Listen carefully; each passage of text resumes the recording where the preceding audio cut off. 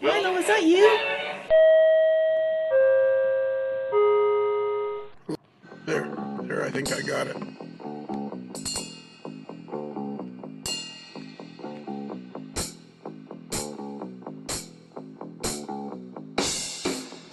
Kelly? Yes. Are you at Microtrains right now building little Z-scale locomotives? No, I'm home. I'm back at home. You're in the studio. I'm downtown, busted knuckle. Well, I'm in the Western studio. How's that? Yeah, we should set up. We could send you a sign and everything. Yeah. AML studio. I got some guy that wants to make acrylic signs. The Queso Cowboy was going to make me acrylic stuff, but he only does stuff for Peter Borchardt. Yeah. He won't do any stuff for me. That's going to be my new earworm now. I'm just going to irritate the crap out of the Queso Cowboy for a month or two. I never got an acrylic sign or anything. Sign? Yeah, exactly. Oh God, I know. Is Kelly? Is this the first podcast since the last podcast? Definitely, it is definitely the first one after the last one. Do you keep a spreadsheet on that, or do you just wing it? I throw pieces of paper in a bucket and I pick from it. See.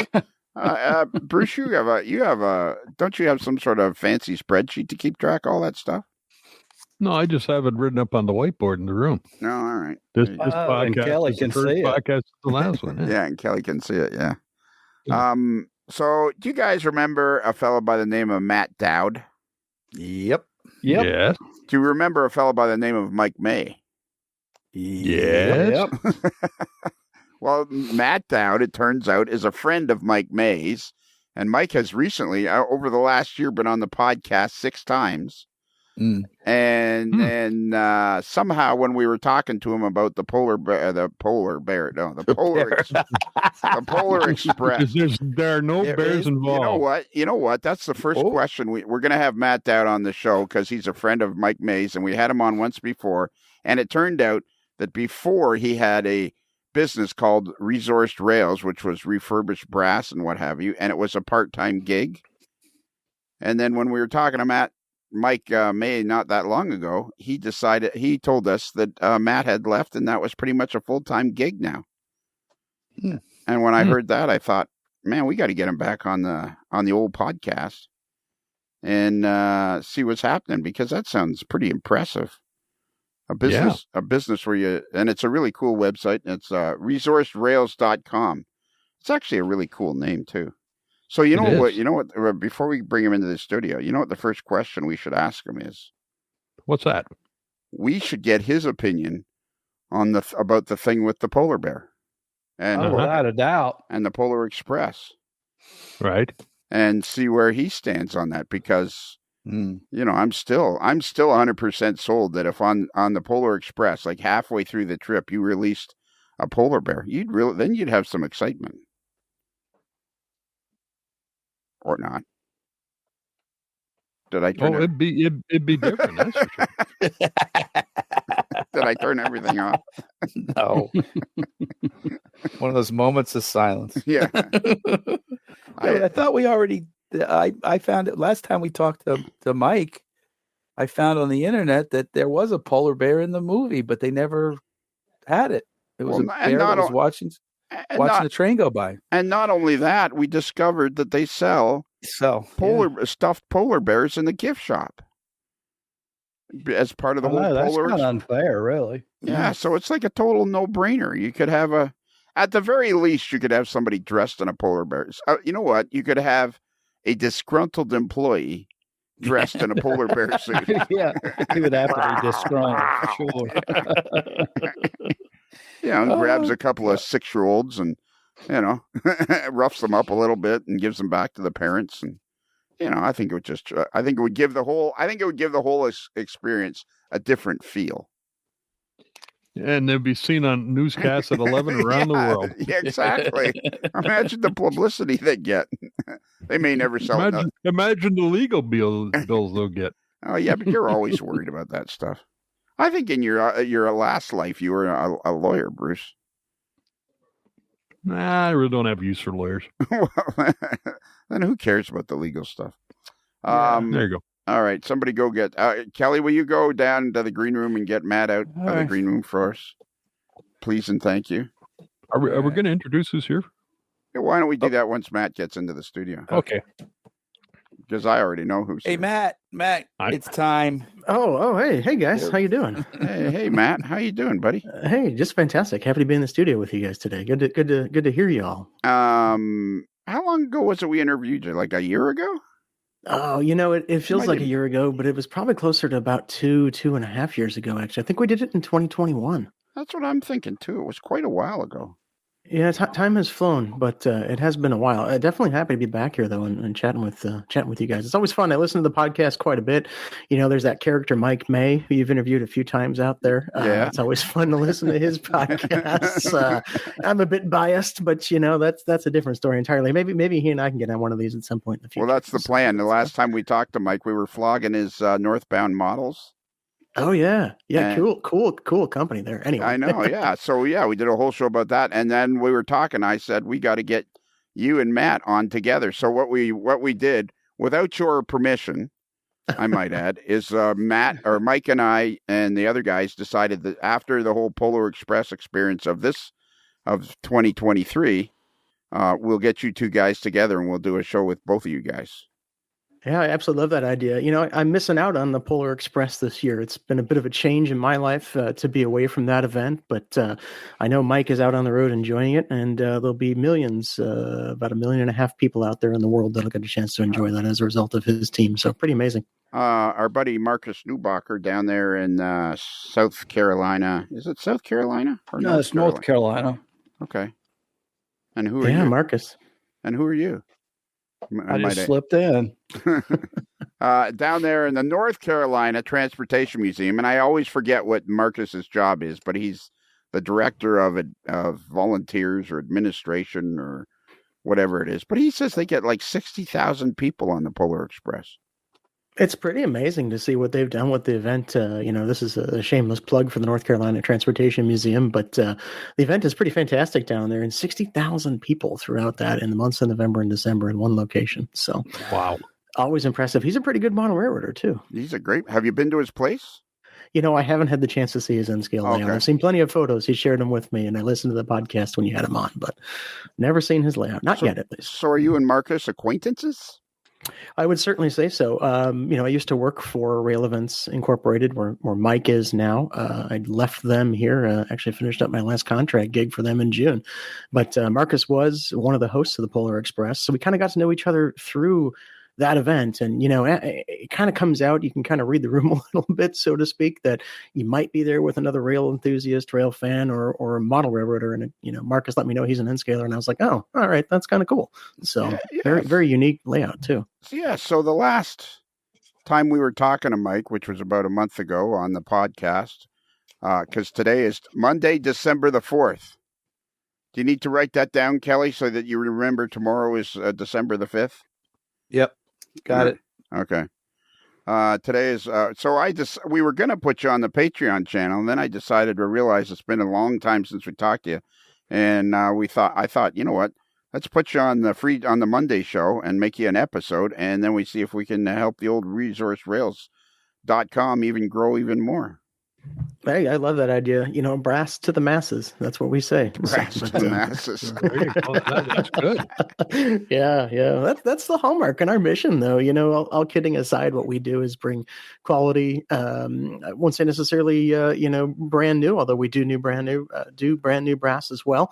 But most of what we sell is quality pre-owned items that have been completely refurbished and reworked in our shop, and at a price point that is affordable for most folks out there. And I love being able to do that, especially now that it's truly my full focus of my vision going forward. Not that I didn't enjoy my time over at Rail Events and the Polar Express, but it's kind of fun to be able to focus entirely on something that you're pretty passionate about. So is that true then? So this is your full-time gig now is Resource Rails? Oh, yeah, I guess I let the cat out of the bag there, didn't I? It is truly, everybody around me knows that, and the company knows that and all that. It is my full-time gig. We've got 7 staff members that are working for us now. Wow. Not all full-time. I'll qualify that statement, but yeah. And they're the best staff members I could ever ask for, frankly. It's been fantastic and wonderful to have them come on the team. But yeah, the business continues to grow. We're expanding the business on a daily basis, thinking about some new product lines and some offerings here. Nothing I can really divulge yet, but some opportunities that might occur in the future for us too. So just happy to bring brass to basically the forefront of the market again. It kind of got tucked away in the back pages, if any pages, of some of the industry publications, and it's nice to see it starting to appear again on the front page and in cover shots and such like that. So always fun to see that. You know what, guys? What? I don't think we're going to have enough time. No, I don't think Two-parter? I don't know, but we've already chewed up 11 minutes and we've barely done anything. That's true. I always think to myself, man, if this podcast was shorter, maybe I could put more of them out, but you can't make them shorter because there's always too much to talk about. Exactly. And Matt fits the because we have so many wonderful people to talk to. And Matt fits the podcast, the audio podcast profile perfectly in that he speaks up. He's got great audio, and we don't have to do anything. Exactly. The best part about it is you don't see my face. Yeah. Well, I didn't want to say that. So somebody said we should introduce everybody, but most people, this is on the free channel, so there might be some new listeners. So to my left, we have the modeler who is simply known as Kelly. You just type in Kelly on Google, and boom, there'll be pictures of the modeler simply known as Kelly. Say hi. I know you're. Hi. And then we have a fella in South Carolina, Greenville, South Carolina, who has volunteered to build structures for anybody on the planet. Except you. Yeah, except me. Have you painted my locomotive yet? No, because it's the next thing. No, but yes, the next thing on the list. Just like I said. Yeah, we'll get to it. It's like keeps being the next thing on the list. No, it is the next thing on the list. All right. Uh-huh. So that is that voice you hear is none other than Scott Lister, who we also affectionately refer to as the Table Master, Matt. Matt, if you're ever at a convention and you need your booth set up, the Table Master's the guy to go I'm to. your guy. Yeah, Scott, I'm coming to you next time. That's it. There you go. He's Mr. Professional at setting up tables. Yeah, no tools needed. No tools needed. Hey, give him a folding chair and he's ready to go. Yep. Yeah. So Scott is in charge of our booth at Springfield every year, and last year we caught him with a folding chair trying to put a nail in the wall. It didn't make any sense. You have to do what you have to do, right? Well, yeah, and don't forget the pizza party because we're having another one. And we're having a pizza party on the Saturday night at Springfield in the official AML hotel at Hampton Inn in Enfield, Connecticut. Yep, that's where we stay. And then the third voice you hear is none other than Bruce, the moderately agitated mailboy. That's me. Yeah, and then we have Matt Dowd, who is our special guest. Yes, Matt, can I ask you a question? Absolutely, Lionel. Did you ever, while you were working for what is it called? What's their division? What's the division of American Heritage Railways that does the Polar Express? Oh, rail events. Rail events. Well, you were in your job. You were one of the guys that went around to different railroads and made sure they were getting it done right. Yeah, my job was to do all those things, make sure that the relationship was good between the clients and the vendors and the hosts, and most importantly, Warner Brothers too at that time. Okay, wow. So you got to hang out with Warner Brothers. Every once in a while, they let me do so. All right, cool. And because we kept making the suggestion to Matt that because I kept referring to it as the Polar Bear Express because somehow I got it mixed up with the Coca-Cola commercials and yada yada yada. So I called it the Polar Bear Express. And finally, after 4 shows, these guys decided to correct me. But in the meantime, I think we came up with a great idea. Imagine if halfway through your little, say at the North Carolina Transportation Museum, the kiddies are out having fun, the families are having fun together.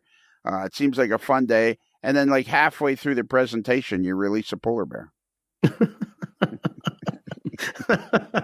Yeah, I can only imagine the look on the small kid's face if you were to do that. That would be priceless. And maybe they'll laugh, but it would be priceless. Yeah.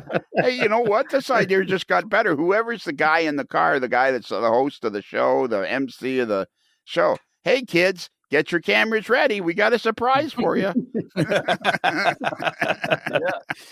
I can just see the news headlines now. Well, at least help me think about that. And when next time we talk to Matt together, we'll see if we can't flog that idea. I'll float it by Mike and see what he has to say. But I'm going to venture a guess and say that he's probably already talked about it once or twice. But you never know. Yeah, we talked about it. But and then we found out that he went to Australia and spent like a month with Puffing Billy model people. Isn't that cool? It was very cool. For a second. That's incredible to see that. Yeah, we did a whole show about that with him. Oh, yeah, absolutely. And so then we were talking about the Polar Express down there, and apparently it's just new in Australia. So then I came up with a great idea.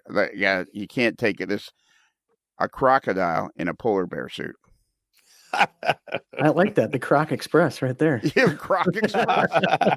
Yeah, well, I'm not talking one of those great, crocodiles are humongous. I'm talking like an 8-footer. Nothing. Only. Yeah, just hey kids. A small one. Yeah. Hey kids, get your cameras out. We got a surprise for you. Chomp. So how did you decide? When did you start Resourced Rails? We kicked this company off in March of 2020, right as the pandemic unfolded, and opened our first website sales, or opened the website to first sales in July of 2020. And it's always been a passion of mine, brass model trains particularly. And it's just something that I felt that the market was being, I won't say underserved, but being not quite served to the best of its ability. So that's why I kind of jumped in with this crazy little company called resourcerails.com and started to offer these products and started to really take a good amount of pride in what we sell as well. So that's a big differentiator between us and other folks out there. At least we feel it to be. So, but yeah, I don't know. I had been working for a few other companies at the time, including Rail Events with Mike, and maintaining those relationships. And when I got furloughed from Rail Events for about 6 weeks, I said, well, rather than collect unemployment, I may as well start a business. And, timing during the pandemic, challenging, but from a modeler's perspective, you probably remember what it was like to be a modeler in the pandemic. Everybody went back down to their basement or out to their sheds or wherever it is that their layout is and worked on a bunch of stuff. So everybody appreciated the fact that we did what we did when we started it. So kind of fun. And did you start it because of the pandemic, or you had started it just before the pandemic? I started the company as the pandemic started to unfold, and the thought process came from, well, if I have to do something during this downtime that we're going to have, right? Lockdown, all those happy days that we remember, BC before COVID, how much things have changed since then. But I really started it because I wanted to make a mark in the industry and to really put my name out there and enjoy it. I've been selling on eBay for years before, right? Everybody else had been selling on eBay, and that's easy. But the economics of eBay, if you're going to ever grow a company, really don't work well with their commissions and such. So no slight against them in any way. I love the company, but starting my own business, launching my own website, building my own brand, developing our own customer base, reaching out and touching all those folks and people that we do around the world, and providing all those products are something that I just felt the need to be doing at the time. You guys are going to have to help me here, because I don't feel like I'm going to ask the right questions, because basically I'm kind of like blown away already that Matt started a brass model railroad company, and it's his full-time gig within 2 years. It's his full-time gig, and the thing seems to be going like crazy. Like my brain is full of questions that I can't get out. Here's one for you. Why the interest in brass? Because I know brass was all the big rage back in the 70s, 80s, even in the 90s maybe, and it seemed to kind of priced itself out of the market except for a few items. But why did you decide to kind of get brass back in the marketplace at a reasonable price? That's a great question. And the real reason why is that I also think of it as a piece of artwork. They are so unique in so many ways, very small production quantities in some cases. There were models built by Pacific Fastmail out there that had thousands and thousands and thousands of them imported. But then I go look at a few other models built by the same importer or built for the same importer, and there's maybe 5 of them out there in the world. And it's the artist's nature of them, the individual craftsman's touch to build these models that really intrigued me and really felt the need for me, at least within, to promote that craftsmanship and that artistry. Japan, where it all started back post World War II, in the late 1940s, when the American GIs were over there. Japan and the Reconstruction period after the war and the reindustrialization period after the war really had a wonderful culture of craftsmanship and pride already around it. So to see these models built by these craftsmen and come out of a country like Japan in that time period, it's truly artwork. And it's artwork in motion, right? It's artwork you can put on your layout. It's artwork you can put in a display case. It's artwork you can share with others. And it's not a slight against any of the major, mass-produced stuff out there today. There's a lot of companies, Rapido, Athearn, Broadway, whatever you want to say about them, that do wonderful stuff out there and have a huge product line. But brass is still unique. Each one is just a little bit different when you look at it. So that's why. All right. Now, when you let's say you got an old Pacific Fast Mill CPR 280 from the early 70s, if you got that in, what's the process you go through? Do you remotor them, rip them all apart? What do you do to get a locomotive from the time you receive it to the time it's ready to go out the door? I love this answer that I can give you because I know it's the most in-depth in the industry. We go through it with a fine-tooth comb. We don't necessarily remotor them if the original motors are functional. We leave that to the modeler to make that change, but we disassemble the model. We will clean out the gearbox. A lot of times the gearboxes from that era of model production have this grease in them that just turns to glue. And, if you're a modeler and you take it out of the box and you put it on the track and it doesn't run, well, that's extremely disappointing. So we make sure all that grease is out of there, fresh lubricant is added, and then we replace or repair anything that's missing to the best of our ability. Really, it's a full service treatment on these models. They'll come in, some of them in pieces, and in many pieces in some case. And if it's worth the time and the money and the effort from a financial side of things and a labor standpoint to put it back together, we will certainly do so. But gearbox cleanouts are number one. You take the whole gearbox apart, clean out the old lubrication, put it all back together with new lubrication, replacing the tube. There's a little silicone or rubber tube that connects the motor to the actual gearbox itself, the two drive shafts there.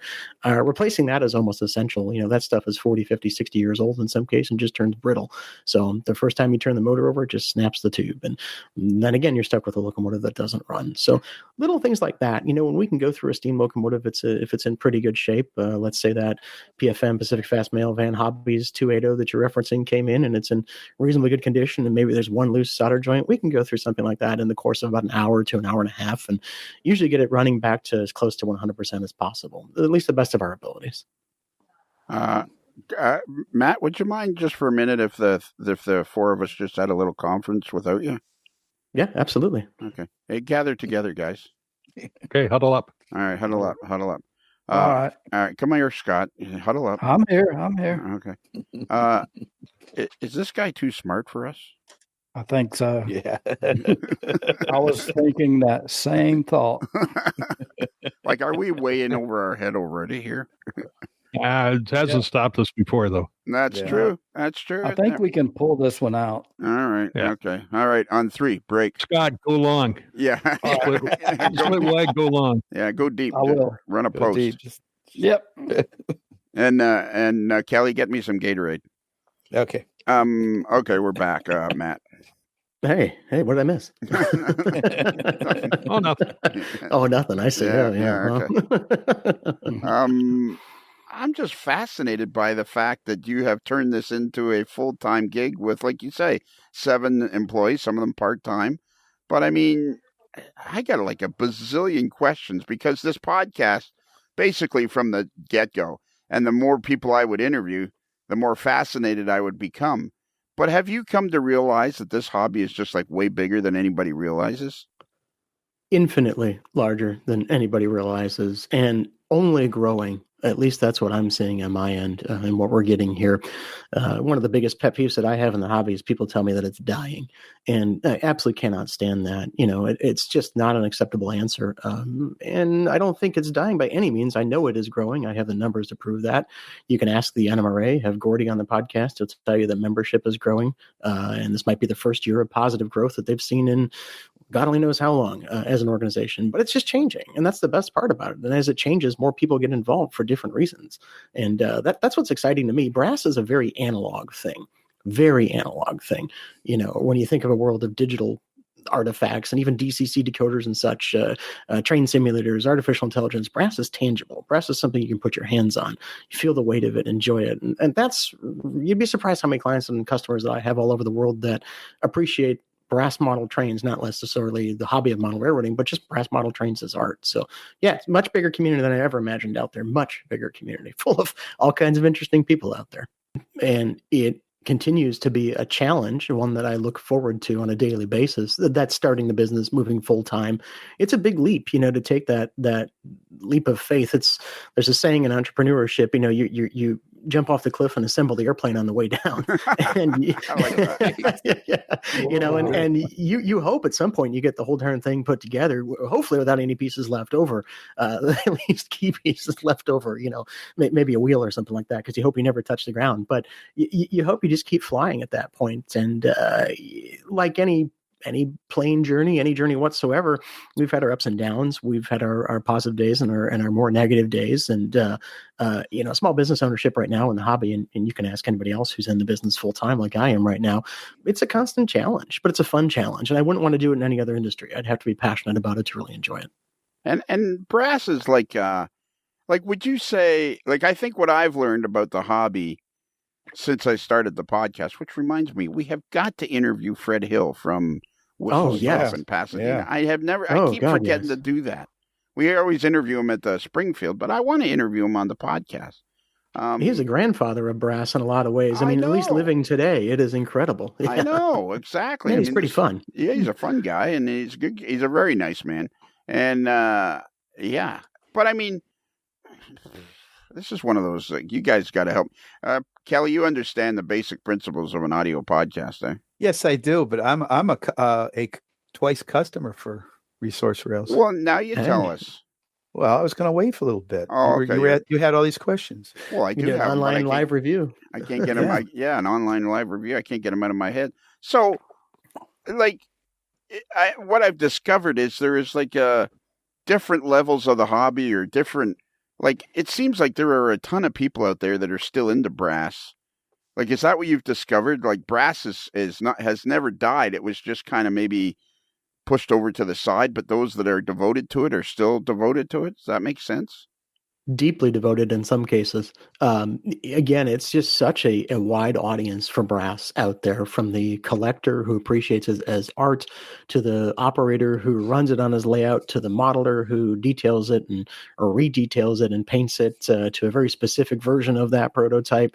I won't say it is the brass in general is as big of a business as it was in the 80s, 70s, 80s, and 90s, but it still has a tremendously loyal following out there, and all over the board too, as far as why people want it, and why people are interested in it. But it's also never been more affordable. And there's a caveat there, of course. The new brass imports are extremely expensive. Expensive as a business owner, it's an inventory cost, but expensive. Yes. But the pre-owned stuff from the 60s and 70s, I sell plenty of models out there in that time period. Good, solid Japanese-built models that'll run forever and pull a house over while doing it for $250, $300. Yeah. Is where you look at what's out there on the market right now, and it's almost comparable to a brand new Rapido diesel or a brand new Athearn Genesis diesel. It's just never been more affordable. So that's the advantage that brass has right now. Yeah, now back when the I heard, I'll get to that. Yeah. Back when brass was in its heyday in the 60s, 70s, 80s, a lot of people seem to be jumping on. This is a great investment. I'll buy some now and make millions selling them later. Is that not really the case? It's they kind of bought them and they've maybe held their value or lost value.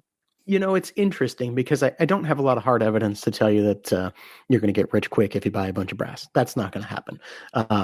But I will say that from what I see, if you bought the model when it was released, and this is almost applicable across the board, I would say applicable more so than it isn't. If you bought the model when it was released, so if you bought it in 1973 for $110, it's worth at least that, if not a little bit more today.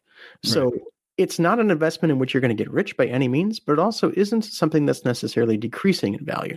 Now, the exception being is, I'll look at an example out there where a major manufacturer just released SD7s and SD9s, or at least announced it, I should say.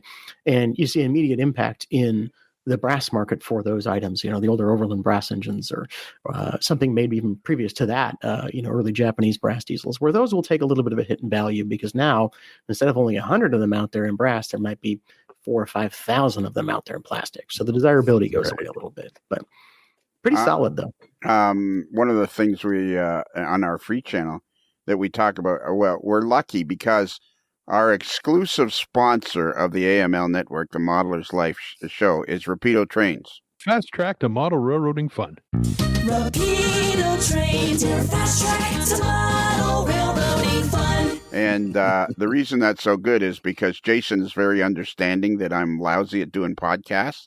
So here we are, 31 minutes into this show before he gets his first plug, which we should have done it in the first 10 minutes. But Kelly forgot to remind me. Oh, yeah. Well, that's par for the course, right? Exactly, and I'm not taking the blame. There's no way. Yeah, that's par for the course. I can deal with that. So I don't even know where to start with this particular. Well, I can. I'm trying to word this just right. Do you find that the brass it's obviously it's going to be cyclical. It goes up and it goes down. And you one point would be like you just said about the plastic model comes out and it sort of the prices go down. Are there any other ways that it will go down or go up and stay up? And I know some of the prices of some of the locomotives are pretty substantial. Yeah, I mean, another good question. The best way for a price to increase and stay at that elevated level is to basically ensure that the demand is met at a perfect price point, or the demand for the product is at least met entirely in the market. So I've got many examples of stuff that's been produced in the last maybe 10 to 20 years from importers like Division Point or the Coach Yard, Fred Hill, and North Bank Line, another big one. And those products have only increased in value over the years because the quality is there, the demand is there, and the unique aspect of those models exist. They'll never be done in plastic, dare I say, knock on wood. I've said that before, and Rapido just keeps coming out of the woodwork with great stuff. And don't get me wrong, I absolutely love their products. I've got quite a bit of their stuff in my personal collection as well. But, and that helps to maintain the value, right? If somebody really likes something, and there are maybe 10 or 20 other people out there that really like that same thing, and there's only 20 examples of that model out there, the market demand is fit and the price point is perfect. What causes it to go down in value? Age. Some of these older models, especially from the 50s, these really unique hand-built models that are one of one or maybe one of three models, those used to be worth a lot more maybe 20 years ago when the generation of folks who were born in the 1920s and 1930s that went through World War II, that went over to Japan post-World War II and actually commissioned these models or remember seeing them hit the hobby shops in the early 1950s. When that demand goes away, the value of the model will decrease slightly. And that's what we're seeing right now in the market. As far as brass is concerned. But, right now, the biggest, and this is going to sound ridiculous, the biggest fear that I have in general is just what is the economic situation of the world? Because that's going to impact the hobby spending, let alone brass, but it's going to impact spending on the hobby throughout. It's going to send ripples throughout the hobby if the economy changes significantly. So nothing we can control, but it's certainly one of those factors that has an impact on value of anything. Yeah.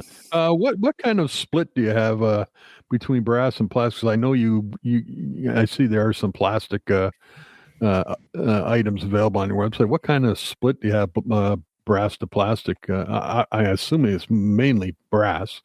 Yeah, and I'm not saying it won't change in the future, but it is mainly brass on our website right now. Probably something on the order of 98% of our online inventory is brass. We've tried to make it brass centric without ever identifying our company as entirely brass, because we do go to train shows. We'll see you guys in Springfield this year in January, or I should say January of next year, this coming show season. And we'll have a bunch of, high quality pre-owned plastic and die-cast stuff there that we retail at train shows. And that's how we offset some of our cost of train shows and such, is to be able to sell some of those products there. But our website has been primarily brass, and we've never really identified as anything 100% as a brass company, but it's always been our specialty. It's interesting. We have a brass dealer out of, I think she's out of Portland, and she seems to be the only, when we have the show, she seems the only one that makes the most bucks at shows and stuff. So it's she versus she. So there's a woman that has a brass business and sells. Yep, she sells brass locomotives. How long we been doing? Remember Bobby Hall? Oh yeah, I was going to say it was a huge name in brass. Bobby Hall and Hallmark was absolutely incredible and truly revolutionary in the 1980s. You can talk to Fred Hill about that when you get him on the podcast. He's got some great stories about working with Bobby Hall as a pioneering woman and in that hobby in the 1980s, going overseas to Japan, going overseas to South Korea, and working with these builders. They've even written a book about her. So it's if you ever get a chance to find that book, it's very limited in number of copies produced. But if we ever introduced or interviewed Fred Hill, if my staff ever got around to organizing that, shouldn't you be one of the co-hosts to help us? Yeah. I would love to be on that interview if possible. That would be unbelievable. Fred and I have a great relationship, and Fred is again, he's kind of the grandfather, the elder statesman of the hobby right now, at least in the brass world. Fred's seen it all. I mean, he's been through 45, 50 plus years of the brass hobby, and he's a mentor in some ways to me. A lot of great advice, a lot of sidebar comments, and a few disagreements over the years. He is a hoot, and you know what? He's the one who turned me on to Japan and provided some contacts for me to get over to Japan here in the last couple months and really introduce and make those introductions in Japan to kind of cue myself in with the brass folks over there, which was just a whole nother. I know we're gonna talk about that because I'm going through your Facebook page and I see all this Japan stuff and I'm thinking, well, man, we got to talk about it. Basically, there's like a million things to talk to. You actually. Honestly, you're kind of like Mike May. Basically, you're just annoying because there's way too much to talk to you about. So. I call myself a jack of all trades and a master of none. So. Yeah. But you know what, Bruce? Yeah. Yes. We shouldn't talk about any more stuff until we talk about Rapido trains. Your fast track to model railroading fun. If it's N, if it's H-O, the fast track is Rapido. All right. So why did you go to Japan? Oh, it was long overdue. Japan is the birthplace of brass model trains as we know it today. And I'm a nerd. I don't know if you guys could tell, but I'm really passionate and I really like these things. So Japan is the scariest place you'll ever visit, and it's also the most interesting place you'll ever visit. And I've traveled in Europe and all over North America and such like that, but this is my first time to Asia. And what really brought me to Japan was to go back and experience some of those things that the folks in this hobby, the brass model train side of it, experienced 60, 70 years ago. And believe it or not, you can still kind of do that in Japan. There are still companies building brass models in Japan. There are still craftsmen working in small workshops, underneath the railroad tracks in Japan building these models. It's not as prevalent as it was 60, 70 years ago, but it is still there. And to experience it firsthand was just something that I had to do, frankly. Do you think, I get the sense from you, not the sense, I guess is the right way of putting it, but how would I put this? I'm not sure. But I get the sense from you that, okay, we all agree that plastic models and these companies like Rapido Trains, your fast track to model railroading fun, that are producing spectacular plastic models, I'm getting a sense from you that there is a place in the world for brass, and brass is almost becoming through people like you is going to become a respectable arm of the hobby again. Absolutely. And, there will always be a place for those pieces of art and those models in the world. Where they sit in the display case or where they sit in the roundhouse on your layout might be a little bit different than the one from Rapido Trains, but it's certainly going to be a part of your collection as you continue to build it. And again, there's plenty of prototypes that are only available in brass, maybe at least for now, but only available in brass today. And that's why I think it's just going to continue to evolve and grow and to come back to the forefront of the hobby. Brass gets a bad rap. Everybody sees a brass model train and they go, oh, way too complicated. Don't know how to fix it. It's going to short my layout out. It's going to cause a whole bunch of problems. And it certainly can. but with a little bit of knowledge, with a little bit of intuition, and with the guidance of the right folks behind you in the hobby, a brass locomotive or a brass passenger car or caboose is no scarier than anything else that's coming out today. It's easier to take apart, for one thing. 3 screws and the whole steam locomotive comes apart versus I lost track of the number of screws I had to take out of that scale trains locomotive a few weeks ago. So broken tabs and such. Not an insult, just an observation. Just an observation from the guy that's in brass. Yeah. Yeah, partial. What is what is IMON in? Oh, yeah. I'm really glad you brought that up.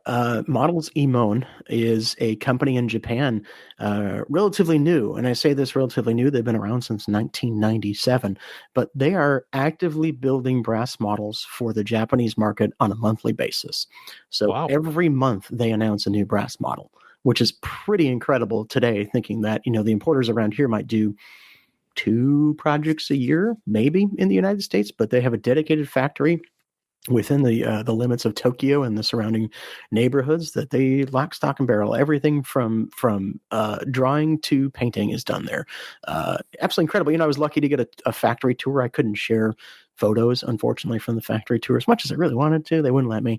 But lucky to go through the factory, meet them, and see the process firsthand. And I've never met a group of employees that were more proud to show me their work, which was absolutely incredible to walk into that and to be, see the passion in their faces. But yeah, they're a brass builder. They've got like 6 or 7 hobby shops of their own throughout Tokyo, and retailing their products and other products. And oh God, the hobby shops in Japan alone are worth visiting for. Now this company cranking out these models, they're limited editions, I assume. Everything is limited, and their production quantities are from 25 to 40 models. Okay. So you're talking very, very limited production stuff out there. Is it mostly HO scale? That's where they're unique in that sense. Interestingly enough, and here's a little bit of history about brass in Japan, or maybe just Japanese model railroading in general. Here in the United States and in Canada and North America, and even in Europe, we build to 1/87th scale, HO.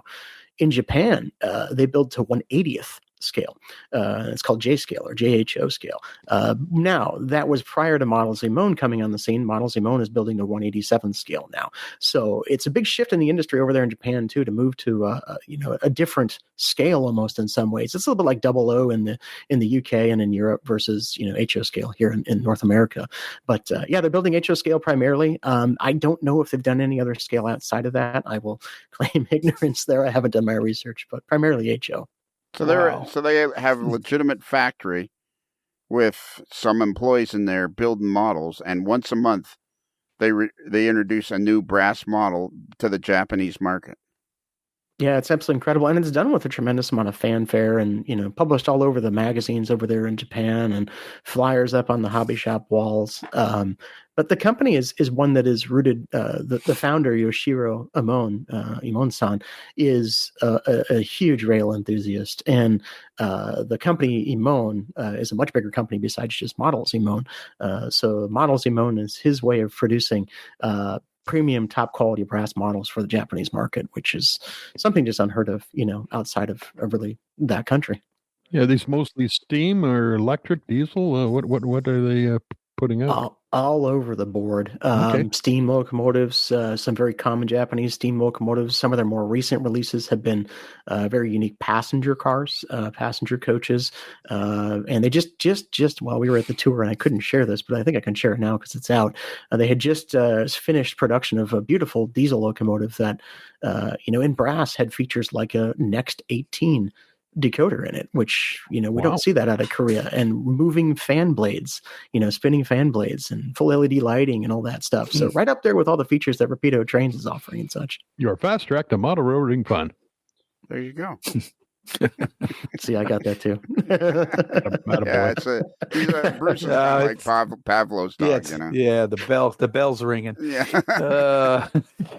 So the hobby must be pretty big in Japan then. Oh, it's massive. It's incredible. If that's reason enough alone to visit the countries to experience it right there.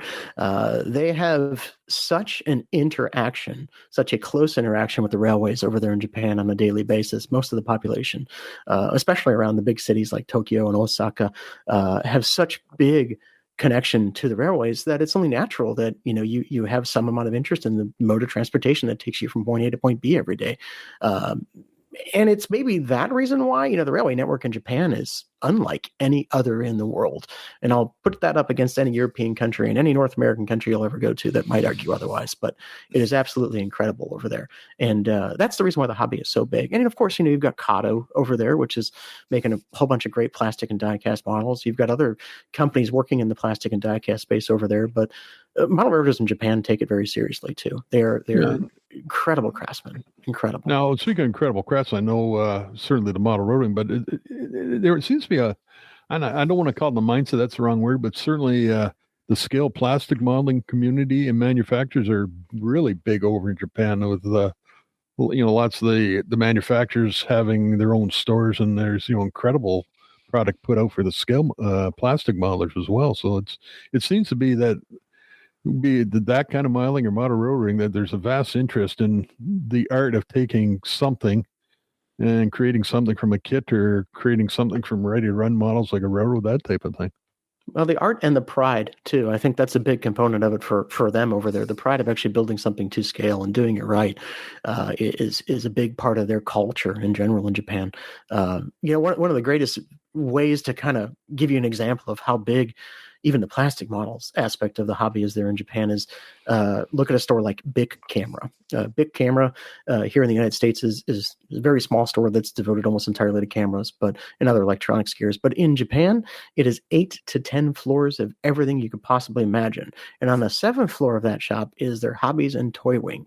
In that space, you can buy Kato N scale, Kato HO scale, Tomix N scale, all those brands right next to the Tamiya paints that you need to put together the Tamiya model kits and all the other different things you have up there. And it's this entire floor. It's thousands, tens of thousands of square feet of space devoted to plastic models, puzzles, games, trains, everything you can imagine out there. And it's in a camera store. It's in a department store. Amazing. Wow. And they're everywhere. You don't have to walk more than about 12 blocks to find one in Greater Tokyo, which is just incredible. And every major neighborhood has one. So yeah, it's a huge cultural, it's a big culture shift from here in the United States to see people actually spending time in a very analog environment, putting those kits together. I highly recommend it. I can't say enough good things about at least visiting Japan once if you have the inkling and the idea to go over there, because it's truly a modeler's paradise. Any form of modeling, it's a modeler's paradise. I think eventually, sooner rather than later, people are going to get tired of looking at their iPad, and people are going to start building things again. They're going to start wanting to build. We got a guy here that. Have you ever heard of a guy that will build? He's never entered an NMRA contest. Builds a structure in less than 3 weeks, enters it in the contest, and wins pretty much every award they got going. Wow. And he has this whole kind of golly gee thing that he does where I can't really build stuff, and then every contest he enters, he ends up in first place. He's among us here. He's our very own table master. But do you feel like the hobby is gonna? I got 2 questions for you. Like you've been a lifelong model railroader, I'm assuming. And when do you feel like the brass thing started? I got my first piece of brass when I was 16, and I was working in a little local hobby shop in my hometown, and part-time, throughout high school. I'd work on the weekends, particularly through the Christmas rush, and in walks in 2 of the rattiest pieces of brass you could ever imagine. And, at age 16, I was blown away by it. And they weren't anything special at the time. Both early Pacific fast mail models of some of the most commonly produced models out there. But to me, they were unique because they were brass and they were made of something different, and they just had a feel to them. So I was 16 when I jumped into the brass market. I won't say wholeheartedly. I bought gobs and gobs of Walthers and Athearn and Rapido Trains Inc. You're a fast track to model railroading fun. Exactly. And throughout the years, but really brass bug hit me pretty early. And I'm in my late 30s now, so I can look back on it and say that for the last 20 years or so, I've pretty much been involved in the brass model trains. And as a collector, I'm going to go out and admit this here on a podcast in public forum. I am a collector. I'm a model railroader too. I have plenty of great examples of models and kits that I built over the years, but the brass side of thing is really collecting for me, and really getting a chance to see those models as they come in out. And I guess that's the great thing about this hobby, right? I mean, one can be a collector, the other can be a great craftsman structure builder, and we can all be on the same podcast together. Exactly. There you go. Exactly. And Kelly, what would that be all about? Oh, fellowship. There you go. Yeah. We've just decided recently, Matt, that the key to making the NMRA grow is the key to the hobby and making the NMRA grow is what they have to sell is fellowship. I like that idea a lot. Yeah, a lot. Absolutely. Yeah, I talked to Gordy here at the Chicagoland RPM in late October here, and we had a great little chat about that. What is the value that the NMRA brings to its membership? And you're right, it is truly fellowship. It is a group of common thinking folks that can interact and talk and communicate amongst each other and share those ideas and those values amongst each other, which is huge. Okay, so then from Iman Models, you went to, where did you go next on your, I see Ten Shadow here. Day 2, part 1, a visit to Ginza. What's Ginza? So the Ginza is, it is the highest end shopping district in Tokyo. So you walk around the Ginza. It's like one stop away from Tokyo Station, which is the major station right in the middle of Tokyo. And you take the train and you jump off the train and you see the highest end department stores you can ever imagine. And you start walking around these places and you quickly realize as a layman like me that, well, there's really only one shop I can go to, and that's Ten Shoto. Those of you that are listening to the podcast that collect brass, or that are maybe sitting around with us here in the studio that collect brass, know the name Ten Shoto very well. It was probably one of the most commonly recognized name in the brass model train industry. Pacific Fast Mail imported them, all that kind of stuff, used them as a builder, so all over the world. But believe it or not, they're still in business in Japan. And they have this little retail shop on the 6th or 7th floor of their building in the Ginza, very high-end shopping district, where you can go buy, 400,000 yen brass model trains, or you can go buy 400,000 yen diamond-studded watches. And it's pretty amazing to see the jewelry side of their business and the model train business exist together. But they're still one of the builders that are building mostly in Japan, producing Japanese prototypes in brass, and they even have a whole line of die-cast and plastic products as well. But that was a moment of pilgrimage for me, right? I'm a brass model railroader. I've had plenty of these silver Ten Shoto boxes in my collection for decades, and to go back to the place where you could actually buy them originally in Tokyo sounds like a nerdy thing to do, but it truly was a moment of like, I've got to go see this. I've got to go see where it all started, so to speak. I'm going to sidetrack here for a minute because I'm really interested in your opinion about this. I've decided more recently that one of the mandates of this podcast is to try to figure out what is the attraction of model railroading. And, just to hear you talk about going to the Ten Shoto and they have Ten Shoto and they have a hobby shop. I mean, have you ever figured out, what is the attraction? The best I can come up with, and let me know what you think of this. This is just a theory. I have no facts to prove this yet, although I am doing some heavy investigation. But I'm thinking what happens to... What are you laughing at? I bet you are.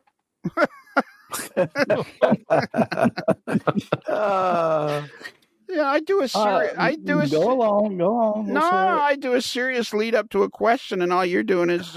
or observation, and all you're doing is laughing. Well, I got a question in a moment, so go ahead. All right. Well, anyways, here's my theory, because we have guys like Uncle Dave Abel, who's just... trains, and all of us are that way.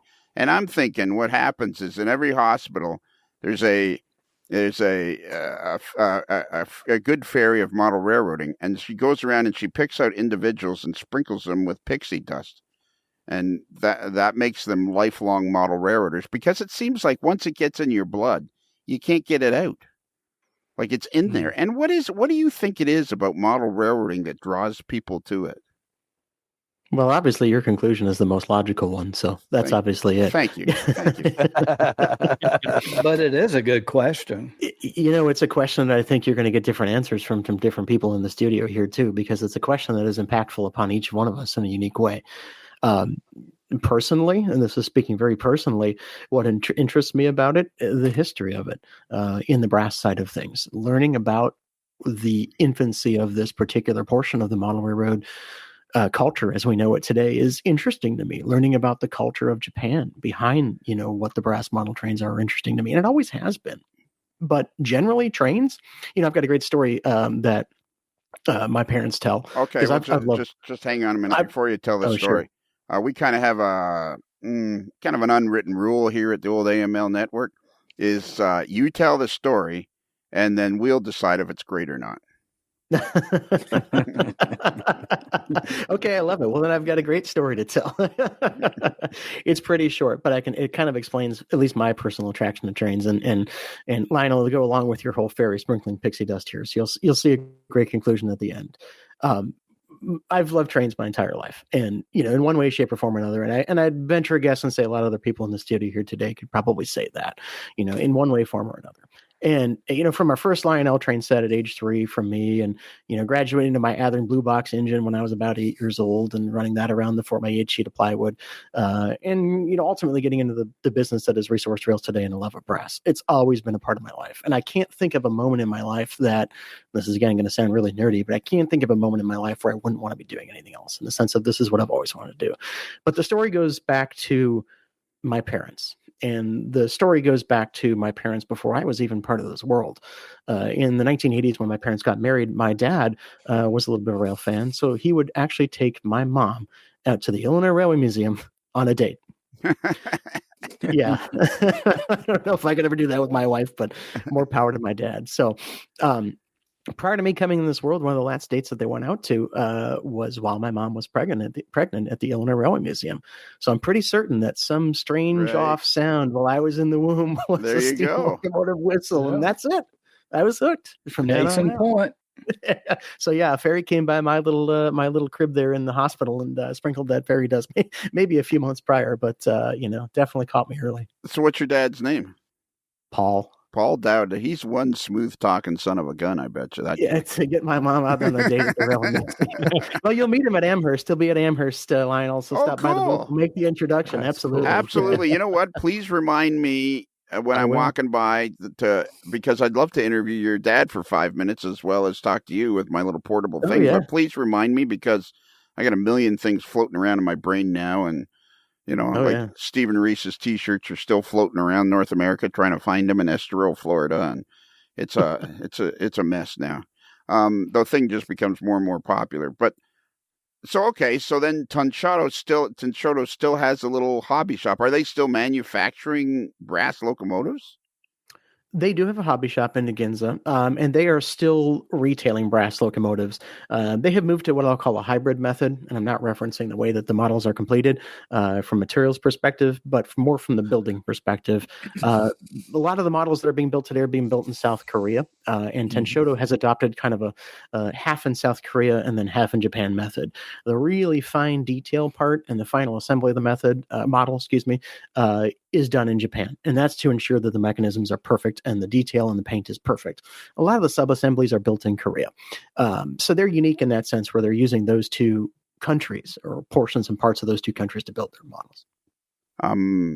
Wow, that's pretty interesting. It is really. Yeah, it's truly it's brass without borders. That's what it is. brass without borders. Holy mackerel! I love that. I'm gonna adventure to KTM Model Shop and some. What is KTM? Oh, KTM. They're another legendary brass builder out there for the North American market. If you have a West Side Models steam locomotive, about 90% of those were built by KTM. Katsumi is their full name. And they're still in business as well. And to my knowledge, they are still building in Japan as well. They're not quite as friendly, so to speak, as some of the other builders out there, like Models Imon. They're owned by the big banks out there, so getting access to their factory was a little bit more challenging. But certainly worth a visit to their hobby shop. And, they're doing modern day stuff in brass. So you can go out to the KTM hobby shop, and they're building models of the Shinkansen, the bullet train that you see running right across the top of their shop 1 block away at, just south of Tokyo Station there. So even on that level, it'd be crazy for us to think about doing a brass, EMD Tier 4 or something like that today in the United States, but it's done in Japan every month, which is pretty cool. So let me ask you a question. Have you got any, far-fetched dreams of someday maybe trying to build some sort of modern, like a Jeep 40 or some, I don't know, whatever, some sort of a North American locomotive to see how that goes? Or I would love to. Honestly, I would love to. The reality of it is that I'm still probably about a year or two away from that in the business to be able to take on such a project like that. But I'm certainly soliciting ideas, and you heard it here first. If you've got an idea for a model like that, reach out to us. And let us know. My goal for anything that I do is to do it differently than anybody else has done it. And you could say the same for prototypes that I have interest in producing in brass. So you're not going to see a Daylight 484 come out of me. I don't think I'll ever do one of those. But you might see some more interesting stuff. And I get a lot of requests for the younger folks there, and I say younger, I mean my contemporaries in their 20s, 30s, and 40s that want to see more modern prototypes in brass. That want to see the stuff that they're seeing out on the railroad today with their own very eyes in brass on their model railroads. So kind of a cool little touch there. Yeah, because I'm thinking, man, you built some sort of really nice brass diesel locomotive or whatever. I mean, I can see a market for that in North America now. Yeah, I think there absolutely is. And, the one surprising thing to me right now is that traction models, those folks modeling the electrics out there, are really, really, really, really doing a great job continuing to run brass models. I can't keep the traction stuff in stock. When it comes in, it just goes out the door. It's affordable. It's small. You can run it in your bedroom, in your apartment, and not take up a whole bunch of space and still build a pretty good empire. So if there's one area where brass models still really excel, it's in those traction, those streetcars, interurbans, and those types of things. Yeah, Kevin Marks will agree on that. Yeah. He's doing that. I'll have to go listen to this podcast. Yeah, exactly. Listen to that. And when Kevin travels, I gave him a headset I bought him 2 headsets. What are you laughing at? You know why I'm laughing. I have no idea why you're laughing. I bought him 2 headsets, one to use in his home studio, one to take with him when he's on the road. And he's just recently gone to Portland because he's a big shot now with a shoe company. And did he take his headset for the road? No. I want to go. I'm going to go to, let's see here, day 6. Matsumoto-san. Oh my gosh, you talk about a master of all things brass and American railroads, American prototypes in Japan, and Kenichi Matsumoto-san should come up as the first hit, so to speak, on your mind there. Kenichi is a modeler of U.S. prototypes and has one of the most incredible collection of U.S. and North American prototypes models in HO scale I've ever seen. And that's great, but then you have to put the qualifier in there. It's in Japan, so he has all the Japanese built models, has all the Korean models. But and stay tuned for this podcast. Will probably hit about the same time the article does. But working on an article about his layout for some of the White River publications. So you'll see more photos and all of those stories, the full story about Kenichi there. But he is a longtime member of the brass community. Has been around since the 1970s. Worked with the U.S. importers in the 70s, 60s, and 70s to act as kind of an intermediary between those folks that didn't speak Japanese and those that did, and as a huge purveyor of American prototypes in the Japanese and Korean building markets there. Also a big fan of John Allen in the Gory and Defeated. I was going to ask, was he involved with the rebuilding of some of those locomotives that recovered from the Gory and Defeated after the fire? He absolutely was. And, if you haven't had a chance to visit the NMRA exhibit at the California State Railroad Museum and to see, I think it's called The Magic of Scale Model Railroading or Scale Model Railroading, and see some of Kenichi's work, there you'll see one of 2 or one of 3, to my knowledge, remaining Gory and Defeated locomotives. And Kenichi actually put both of those back together. He's done 2. One he kept as part of one that was bequeathed to him for the service of putting the other one back together. And huge John Allen fan. And you see that in his scenery. If you're looking at my Facebook page now, you'll see some incredible mountainous scenery and a great sense of humor too. I get the sense, you guys, like when we're talking to a guy like Matt Dowd, I get the sense that not only we're doing a podcast where I sit around and make smart ass remarks, but I get a sense that we're like doing a great service to the hobby. Do you ever get that sense? Without a doubt. Yeah, I mean, like this is information. Yeah, like it's like an information overload. I'm like, wow. that's where I'm at. It's information overload. I just can't hardly take all this in because I'm thinking. But I do have one question when I can. I'm not sure we'll have time for your question. Okay, that's good. I'm shingling. I'm good. What's your Part question? two.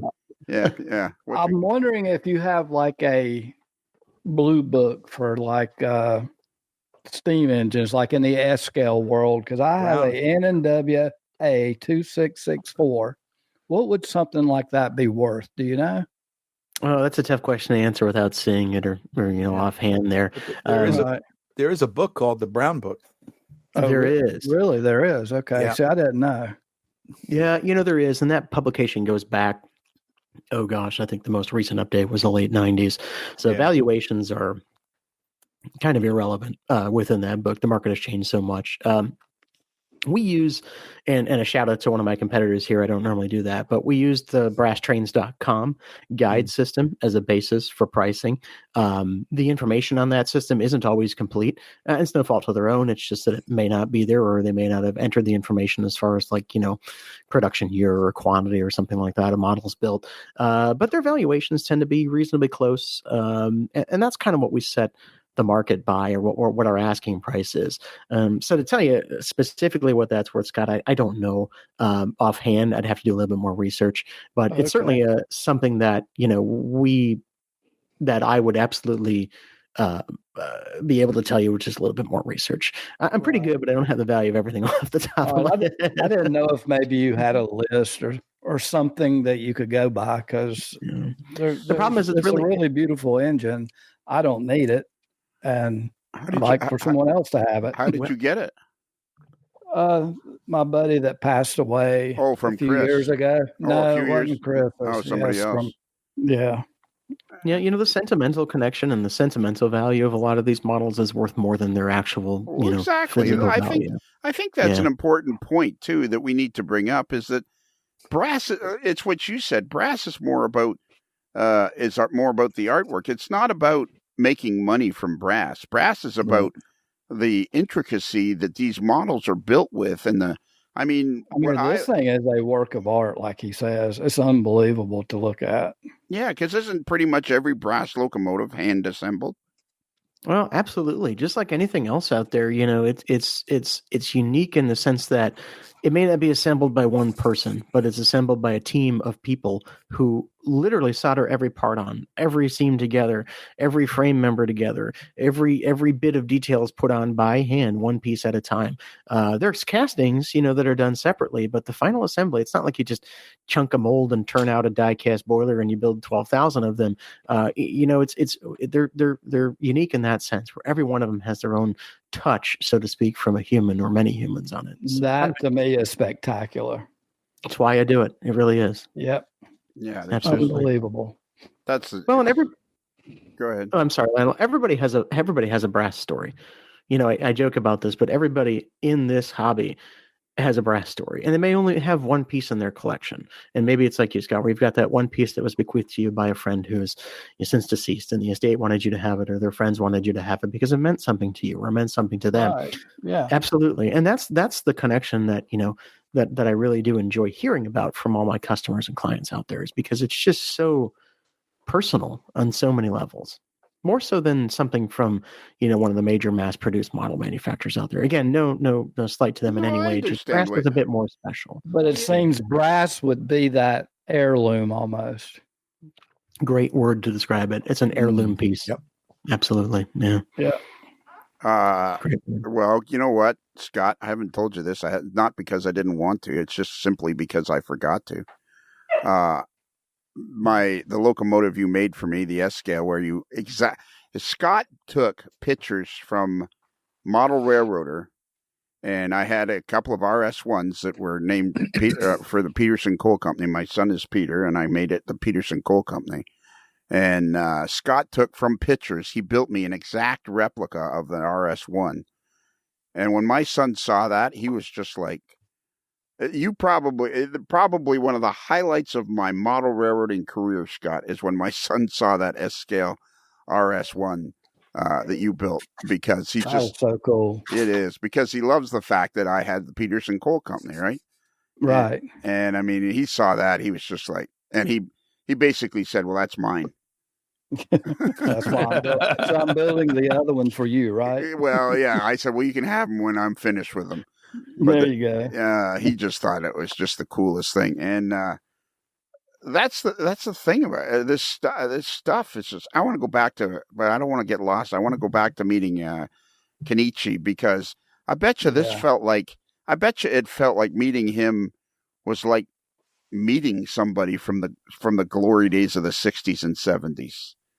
It's pretty amazing, because the only feeling I could, I mean, obviously I was very honored to get a chance to meet him, and, very, there's a bit of nervous aspect in there too, when you first meet somebody new like that, and you're in a foreign country, and you've jumped in a taxi from your hotel, and you have no idea where you're going or what to expect, and you end up at some strange house in the middle of a typhoon, and you go, not a problem, come out, it's a typhoon. Oh wait, as a tourist I shouldn't be out. And anyway, I digress. Welcome to Japan, typhoon and earthquakes. Didn't experience the earthquake part, but yeah, meeting Kenichi was truly like turning the clock back 40 years, and or maybe even more, and getting a chance to hear his enthusiasm for brass models and see his firsthand, see his ability, his craftsmanship level, was truly like that of meeting one of your heroes. And they say you should never meet your heroes, but this was a case where it was certainly worthwhile to do so, and really opened up a lot of doors as well. He is just so connected over there and knows everybody in the brass model train industry over there. That it was incredible. I'm not sure there's any other experience in the world that I could ever compare that to. Truly, at that point, to meet somebody like him, that was spectacular. It really is. Truly. Like it's like meeting. It's like you're kind of walking through the history of one segment of the history of model railroading. Like, are you starting to get a realization that what you're doing is not only selling brass models, but you're actually, I don't know, for lack of a better way to put it, you're actually kind of reconstructing the history. You're bringing the history of model railroading to the forefront, making people aware of, making people aware of what, making people aware of what the hobby was and is, and where it came from, and where it can go again. Yeah. Yeah.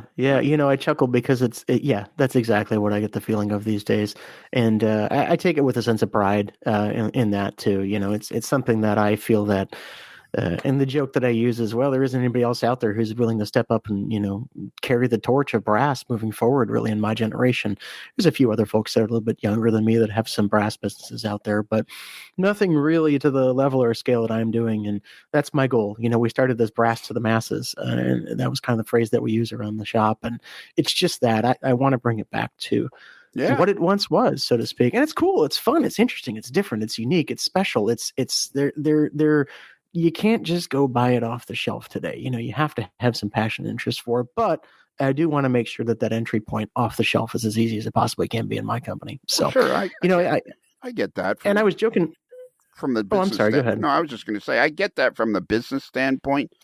Oh yeah. I really am starting to get the sense from doing the podcast that the history and the involvement of people in this hobby it's been a secret for decades, but once the internet was invented specifically for, I'm convinced that Al Gore specifically invented the internet for model railroading, because it's just made the hobby explode.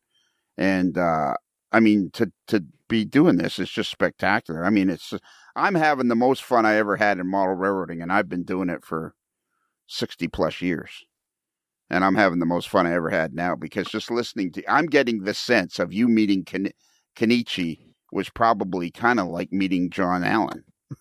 Oh, yeah. In a way, it's funny you mentioned that, though. In a way, it's a connection to some of the greatest model railroaders. It makes perfect sense. Kenichi has a portion of John's layout, Mr. Allen's layout, in his basement. It's a very small portion, but even just to see that and grab it and touch it and feel it, and the charred remains of this great model railroad, that was in his basement is just incredible. It's a time warp. It really is. You turn the clock back 60 years, boom, like that, and all of a sudden, and then you go halfway around the world to see it. That's more amazing. Wow, that's the hard part. Well, and it seems from the pictures, he seems like he's got a fairly large home layout. I'm thinking by Japanese standards, this is a massive layout. Truly massive, even by American standards. Just throwing some wild guesses at it, the layout's probably 40 by 25 feet, not meters, feet. Yeah. But so pretty significant railroad. And you're going to laugh at this, but in Japan, it's going to make sense. It's all DC. It's all analog. DCC is not a big thing in Japan because massive layouts are not a big thing in Japan. So he's running DC, and kick it back even farther old school. He's running analog Pacific Fastmail PFM sound systems on everything on his layout. So It's truly a time warp. I mean, you're taken back to 1975 on his layout, and it's excellent. I mean, beautifully detailed. All the track is hand laid. The scenery was done all by plaster and absolutely incredible rock carvings. His wife Chico painted the backdrops in the space there. Just an amazing layout. And again, stay tuned because there'll be an article that hits here. I'm not sure when in relation to this podcast, but about that layout. So it should be fun. Yeah. And let me go back and find some more questions, more pictures. Like I'm just looking at this picture of him, and he's holding up I guess this is from an old model railroader, and it almost looks like he's reproduced the thing, tried to reproduce it. So he shows the article that introduced him to Johns Allen, Gorian defeated railroad. So I mean, that's his second Gorian defeated, and the house on I think Cannery Row was that. Yes. Because he had the original 4x6, then this one, which had the 4x6 in it, and then he went to this more famous third one in about 63. I think he made the move there. That'd be fast. Yeah, No, I wasn't going to say anything interesting. No, I mean, my only comment was going to be the impact that people in this hobby, has upon others is hard to measure, but it's certainly important. And we all have those folks in the hobby that we look up to. I look up to people like John Allen when he was around for his creativity. I never met him. Obviously, he passed away decades before I was born. Those of the other ones in the more modern times, so to speak, people like, Eric Bruman in the Utah Belt and his genius of prototype freelance modeling. Everybody else out there that's taken the hobby and made it their own in so many ways. We all have those people we can identify with. And Kenichi was one for me that I've always been able to identify with. And everybody else over there in Japan just feels like an extension for it to me. But I know you guys too in the studio here have everybody else that you'll identify with on an individual level as well. So for sure. For me, it was Alan McClellan. And I mean, I got to me too. I got to operate on Alan McClellan's layout, one of the last people to ever operate on the original V&O, the first version. Yeah. And I mean, I took a chunk of that. He was like literally starting to take it apart. So I took a chunk of that scenery with me, and I still have it, sitting around, because to me, when somebody asks me what's your favorite railroad, it's the Virginian and Ohio, period, end of sentence. And I hear you there. Yeah. And I mean, and I don't think that's necessarily lost on, like, I think the hobby under the age of 40 is way bigger than people realize. Like that's stupid. I'm going to use the word stupid. That's stupid. The hobby's dying argument. I don't even want to hear that anymore. It's like, it's a ridiculous argument, because if you even remotely think that, you're not paying attention at all. I mean, this hobby is just absolutely, people are finding each other. People are being introduced to new products. There's guys who are doing, starting to sell, brass that's been refurbished and making, making a life out of that. And it's like, this hobby's just, it's out of control almost at this point. You mentioned Eric Bruman, and can I stop doing the podcast now, guys? I'm getting exhausted. I mean, I just stopped. I don't mean this particular episode. I mean, just stop the podcast. And one day I just stopped podcasting. Yeah. You can check out, but you can't.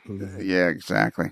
Man, that must have just been spectacular spending time with him. It must have felt like you were like in a Star Trek episode or something, where you just were like, you were there, you were talking to the guy.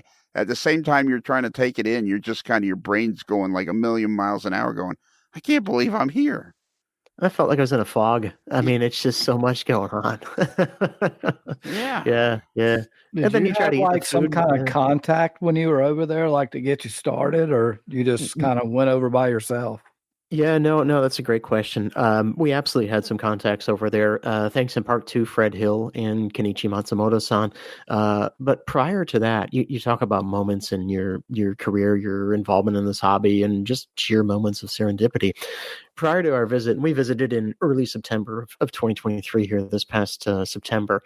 And part of that in June of 2023, I got a call from one of our other hobby shops in Des Plaines, Illinois, Des Plaines Hobbies, another great hobby shop, full line You of products better and such believe over it there. is. Yeah. Oh, yeah.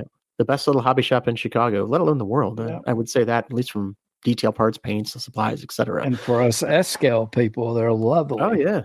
I mean, Ron Sebastian was huge in Yeah. S-scale and bringing that product line to life. And Ron was a good friend. It's about 3 years since he passed here. But anyway, I digress. But yeah, so a gentleman had walked into Des Plaines Hobbies, a visitor from overseas, from Japan, and didn't know anything about resource trails. So they gave me a call and said, "Hey, I know you kind of like Japan. There's this guy here from Japan who also collects brass. You're wondering if he can stop over your shop." And this was a Sunday at 2 p.m. And I'm not open on Sundays. And I'm like, absolutely, yes, please send him over. I'll be there in 10 minutes, type of thing. Like, yes, I won't pass up on this opportunity. So we made some very good relationships with that gentleman, Ichi Nukina, who's another friend of ours in Japan now, who's very heavily involved in the Japanese model train scene and the American prototypes of Japanese model trains. So that was kind of our other in over there in Japan. And I say my wife and I went on this trip, which is absolutely wonderful to have her there as well, and experience that, because it was a great time for us to really kind of grow, let alone the challenges of being in a country that is so populated and overwhelming and overstimulating and such. But yeah, so we had good contacts over there in Japan ahead of our visit, and there's no way that I could have just went over there unannounced. It just would not have worked. Right. And why did you decide to go to Japan? What was it spurred you to go on to Japan? Well, literally cheap airfare. United Airlines back in March announced this big promo. Japan's open again. Fly United Airlines. And United Airlines, the hometown here, airline of Chicago, jumped on a plane, bought some cheap airfare and said, well, if we don't do it now, we're never going to do it. Let alone the impetus to go over there for the brass market alone, and the railroading and the history and the hobby. When I worked for Soundtracks in Durango for a couple years, we did a lot of business with Kato.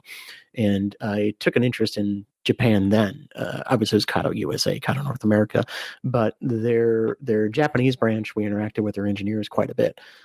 So that kind of planted the seed. And one of the founders and the owners over there at Soundtrack, Steve Dominguez, likes all things Japanese trains, and he kind of planted some seeds there as well. Like, if you ever want to just experience the craziest model railroad culture in the world and the most, ambitious model railroad culture in the world in some ways, go to Japan. So that's exactly one of the reasons why I went. Jeez. Fascinating. Wow. Yeah, that is absolutely amazing. It's crazy to share these stories, though, because it's something that I'm passionate about. It really is. It's almost unreal. I mean, it is. It's hard to take it in, and it's hard to It's hard to have, I'm sure right now I feel like I'm just a babbling idiot. Actually, that's pretty much most of the time. But, I just don't know what. So this fellow, Nukina, how do you say his first name?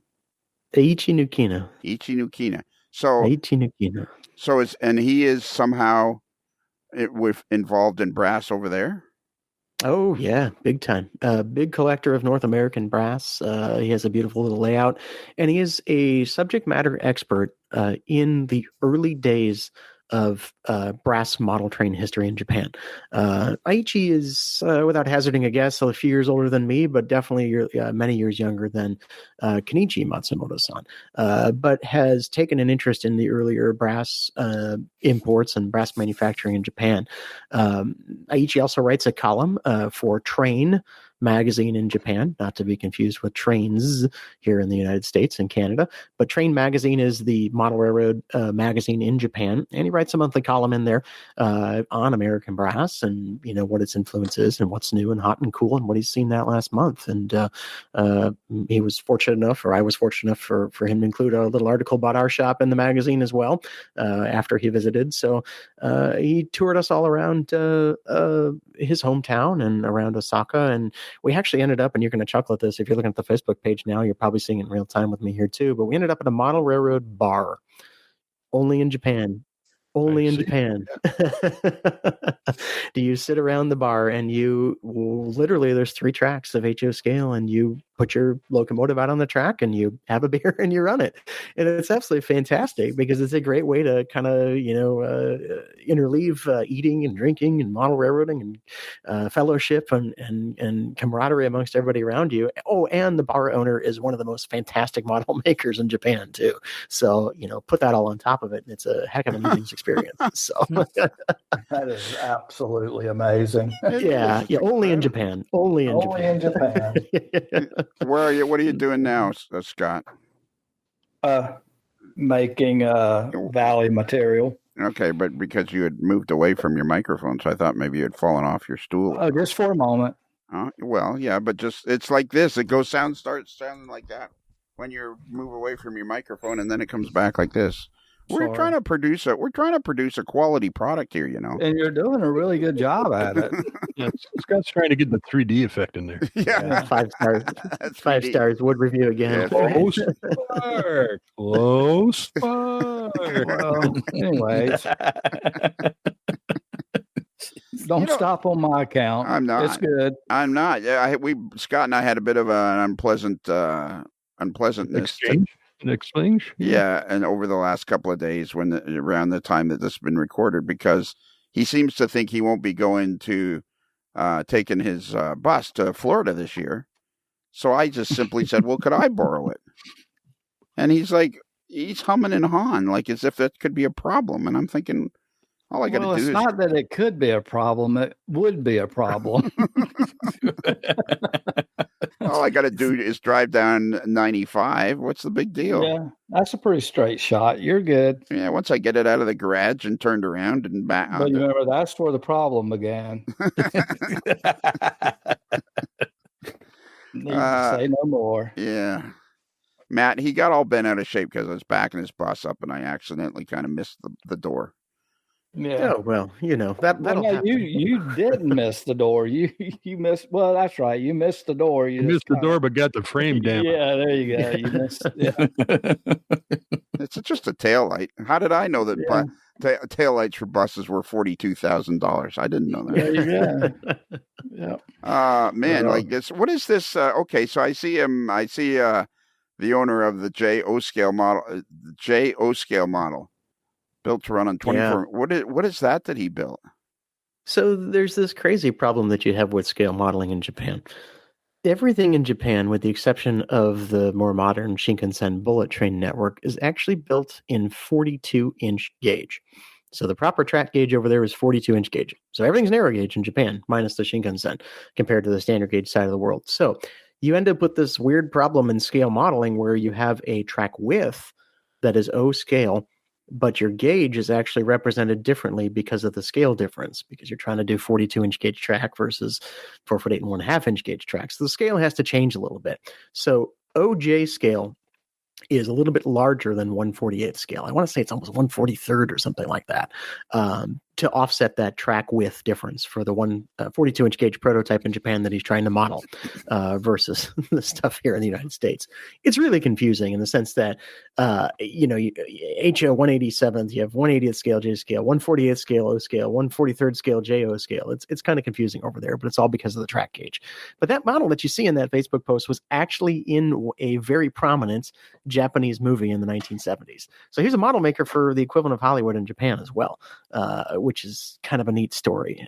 And he runs this cool model railroad bar, and his wife cooks fantastic food in the back of the bar, and it's just absolutely incredible. So, but kind of fun. I could never tell you where it was, though. I'll never find it again without Nukina there, Aichi Nukina, because I will never be able to navigate there ever again. Well, that's the thing. I would imagine that's probably the hardest part. You've your head is still spinning from the whole, because it was only a couple of months ago that you got back, or even I guess. Man, what a trip! All right, so what's new? So I see that you did something that's really close to my heart. For years, my secretary has worked for me for over 30 years, almost 35 now. Holy smokes! And every once in a while, when I'm trying to irritate her, which is pretty much every other day or most days, you got to do something when you're at the office. Every once in a while, I'll say, "Okay, Barb, this weekend we're going to have a Midnight Madness sale."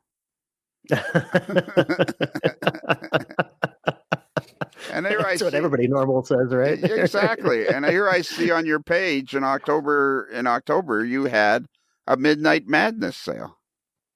We tried something different. That's what I'll say.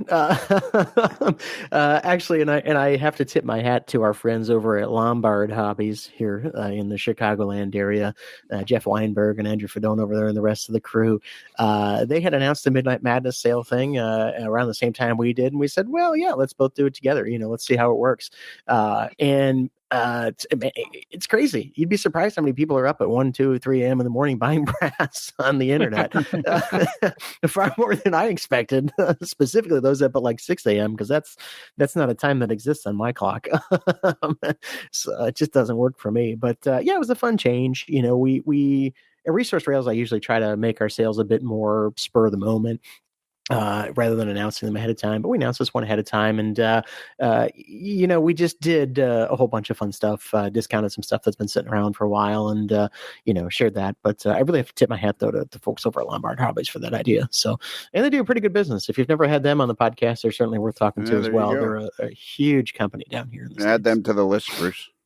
I got her down. We're about 16,030 or something. 17,395. Exactly. So it says here that Ken Patterson would be there. Ken, we refer to Ken as the dude. I think he's the dude of the hobby.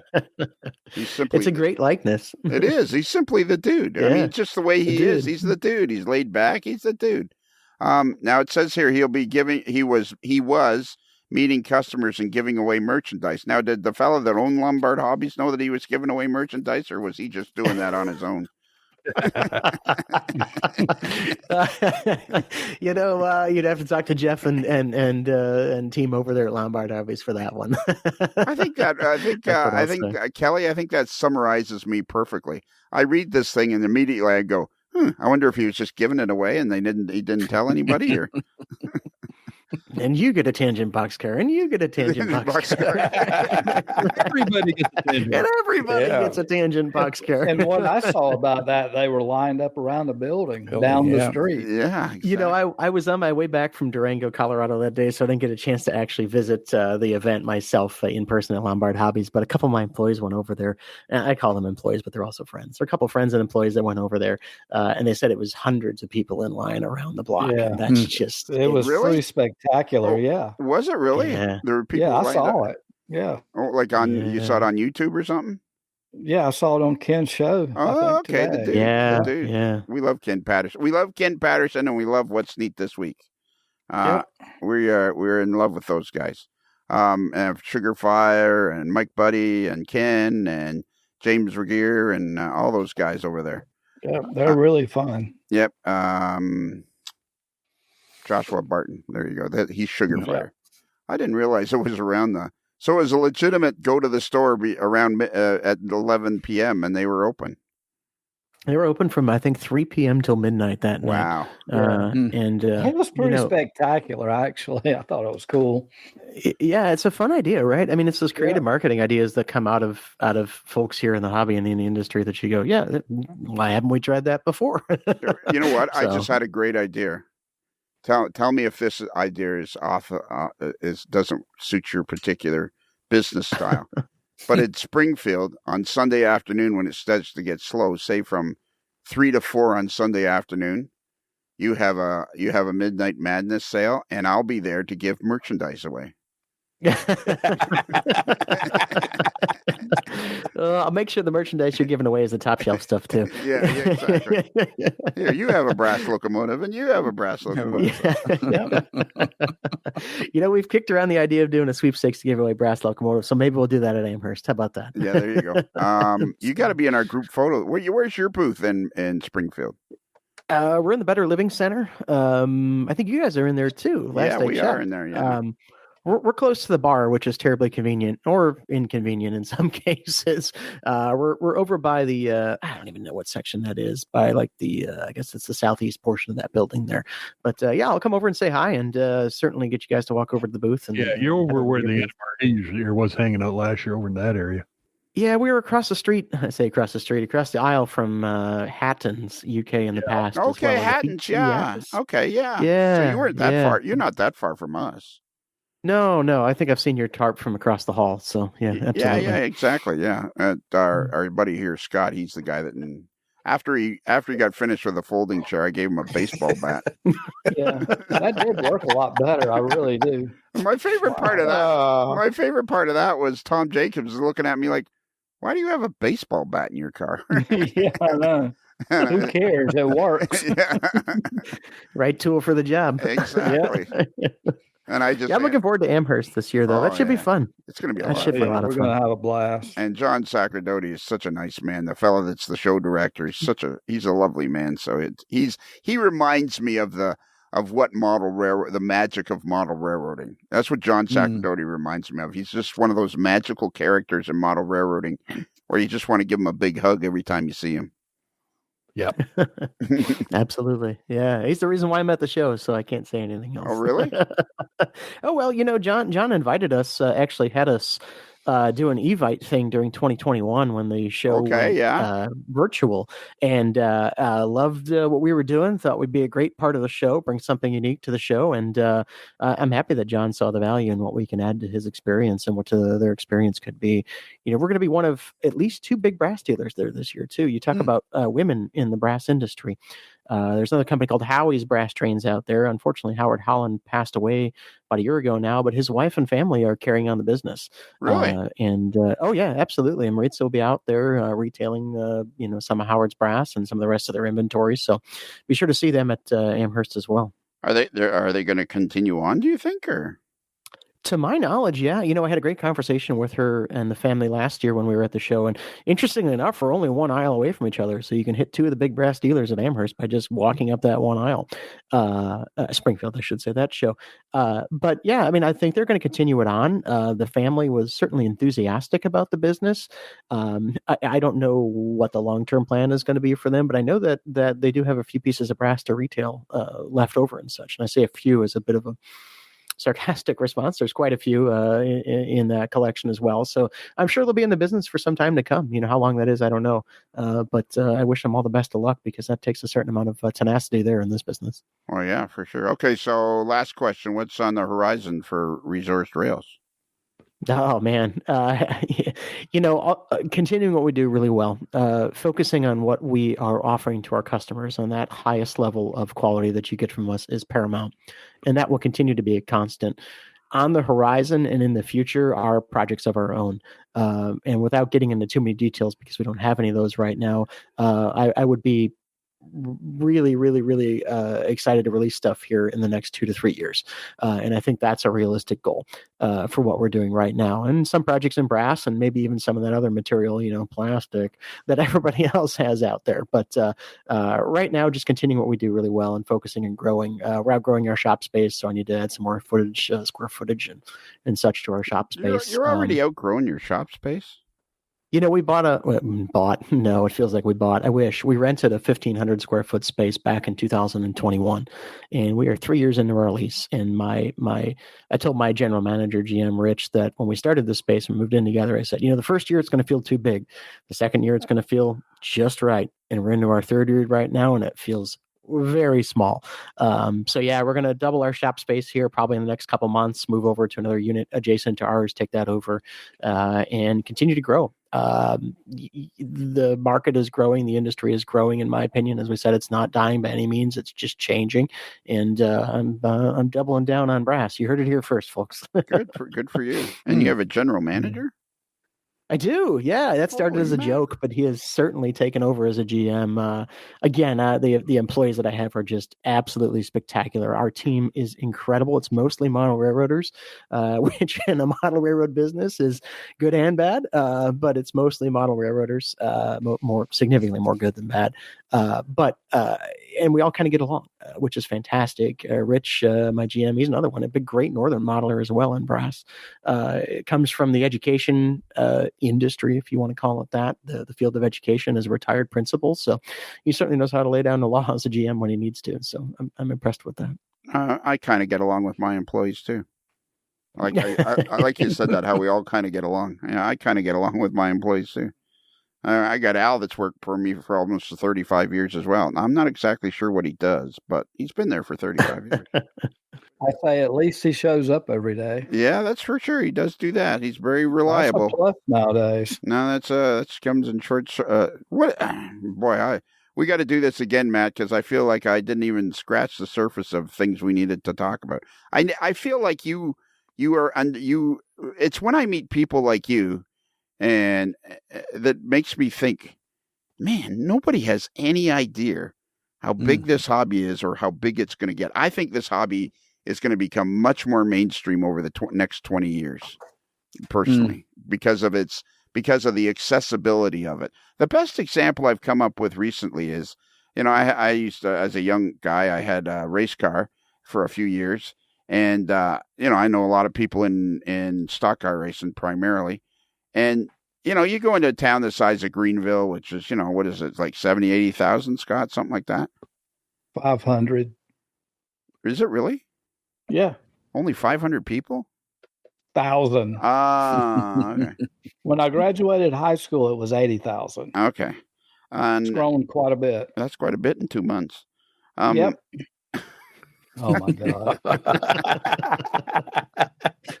All right. But you go into a town like Greenville, all right, 500,000. There's maybe a half a dozen guys that have race cars. Now racing is much more exciting, so it has a bigger audience. It draws more people to the events and what have you.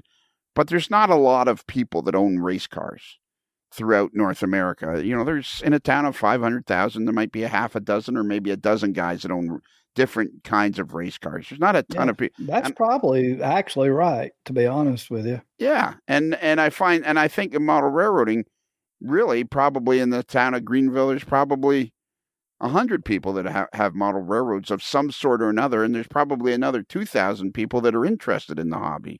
Like, I think the hobby is just way bigger than anybody realizes. And it must be, I haven't started the business and having it be this successful. You can't even have imagined 3 years ago that when you started, it was going to be like this. Not at all. And again, I have to be extremely thankful for that, and extremely thankful for the folks in this community and in this hobby that have supported us. And you know what? That analogy is great. I really do appreciate that, Lionel. And then you have to even think on a global scale, and you go, how many more people are out there in the world that we don't know about that are model railroading? And you're right. It's huge. The number is massive, is what I'll say. Yeah. And how many people out there have Rapido trains? Your fast track to model railroading fun. If it's N, if it's HO, the fast track is Rapido. All right. Well, I guess that's it. We're done for this time. Kelly, Kelly, can you give out our email address? Yeah, if you want to reach us through the wonders of email, you can reach us at modelslife@gmail.com. That's 1 L like resource rail, not 2 L's like Kelly. I feel like you're taking liberties with this, because you keep putting in 2 and 3 words when you say like resourced rails. 1 L like resourced rail. Well, I would have said rail, but or I could have said brass rail, but then that'd be confusing. Right. So you could have gone to like 1 L like Lombard, not 2 L's like Kelly. Yeah. There you go. I couldn't pronounce any of the Japanese names that have L's in them. Yeah, That is just not going to work. Don't. And if you didn't catch that email address, if you go to our website, amodelerslife.com, and click on the picture of the moderately agitated mailboy in a particularly agitated state, boom. All you got to do is fill in your text and your heading, and your email is ready to go. There's nothing more to do than that. And what else do we have? Oh, yeah, we got our Patreon channel. So this is on Monday. Yeah. This is our free channel. But every Tuesday, if you haven't had enough podcasting by just listening to the free channel, if you also go on our website and click on the Patreon clink. You know what a clink is. Yeah, exactly. If you go on there and just click on that, boom, you can be in the Patreon for a few cents a day. You're going to get twice as much model railroad podcasting a week. What else do we have to say? Oh, yeah. I know. I'll save one other thing. But, Kelly. Yeah. So you listen to all the podcasts, and some of them twice. I do. And most of them 3 times. Yeah. And it'll make it 4. So, because I'm in some of them. Yeah. That's true. You listen to the ones you're in 4 times. So we have decided because, one of the things we have realized through our what is the most important thing about this hobby, Kelly? Fellowship. Yeah, right. So if you have, let me put it this way. If you've listened to all of our podcasts at least 3 times and all the Patreon ones at least 3 times, and you've completely run out of podcasting, we suggest there's lots of other great podcasts out there. And we suggest you go over to check out those 2 guys, Andy Dorsch and Mike Ostertag, on their podcast, the Second Section Podcast, which is also a YouTube show, is it not? Yes, it is. Yeah, it is. Or if you're done with that and you want to check out Around the Layout, you go over there and check out Ray Arnott and all the guys that he interviews over there. And but that's only after you've finished listening to our podcast like 3 times. Yes. Hey, Matt, can I ask you a question? Yeah. Have you ever wanted a T-shirt with a hot dog on it? Every day. All right. Well, if you go to Midwest Model Railroad, and their URL is midwestmodelrr.com, and you go across the navigation bar and click on the other, you just click on other, and then on the drop-down menu, it'll say AML shop, and you go in there, and boom, you're in a wonderland of AML merchandise. Hats, hoodies, mugs, T-shirts, and in there you'll find a T-shirt with a hot dog on it. And apparently that he doesn't sound all that excited. No, he does not. See, I'm a Chicagoan though, so it better be a good hot dog. That's all I'm going to say. Let me ask you this. Let me ask you this question. Here comes a question for you. Yeah, got to have celery, salt, and sport peppers. Yeah, okay, and what don't you put on your hot dog? Ketchup, obviously. That doesn't exist. There you go. Yeah. So that word is taboo around here. Exactly. I was watching a Blue Jays game this summer, and they brought hot dogs to the announcers, and the girl goes, "You need ketchup?" They go, "No, you don't put ketchup on a hot dog. You don't put ketchup on a hot dog after the age of 8. That's a sin." Exactly. It's a sin. Yeah. Although Heinz did fool a whole pile of people in Chicagoans by calling it hot dog sauce, and they say, "Hey, this is great stuff," and then they blew their lids when they found out it was ketchup that he liked. Well, you know what? Here you go. This is why you only listen to Second Section or Around the Layout after you've listened to us like 3 or 4 times. Because I bet those guys put ketchup on their hot dogs. Oh, jeez. You're probably right. Yeah, exactly. All right. Matt, at the appropriate time, we need you to say happy rails to you. Now, the key to this is there's no interpretation. There's no singing. There's no dancing. It's simply happy rails to you. Can you happy rails to you? Yeah. Can you do that? Okay.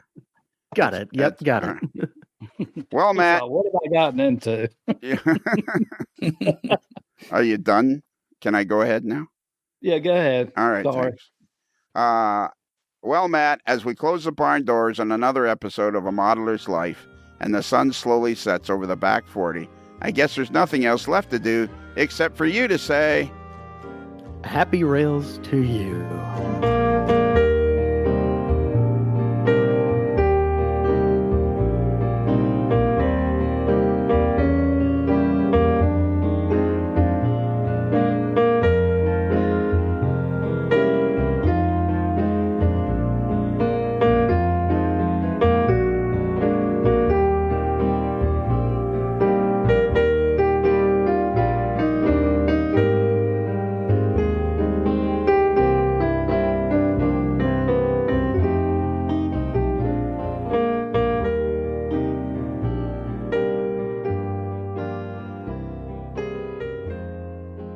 While in Busted Knuckle, guests of a Modeler's Life podcast stay at the Casa del Sol Motor Court and Inn, where late night dancing at the Rumba Room is a magical event to be experienced. It's another Lincoln Homer.